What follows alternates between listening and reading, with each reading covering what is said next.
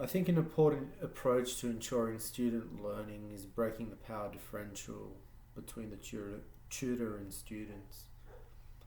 I have found that being honest with my students through acknowledging to them that yes, I too feel vulnerable in a classroom setting is very important. This makes the classroom environment a bit more informal, allowing students to come forward with concerns related to both their learning journey and class experience. I always tell my students to visibly start yawning if I am not engaging them in class.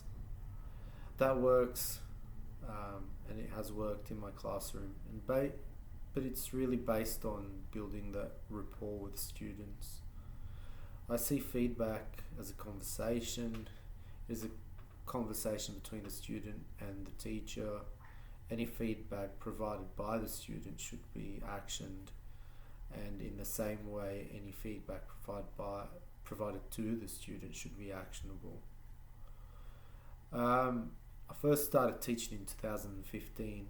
In early SFS, students mentioned that my classes were very formal. To overcome this, I read some books on classroom configurations and closing the gap between students and teachers. I learned that it is okay to be vulnerable in the classroom and show students that I am also learning in the classroom. As part of being a tutor in a postgraduate subject, EPP, engineering project preparation, I realised that the subject covered quantitative research methodology only and leaving out qualitative research methodology.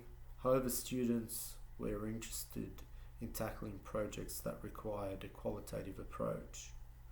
I suggested this to the subject coordinator and proceeded to develop subject resources that helped students overcome that issue.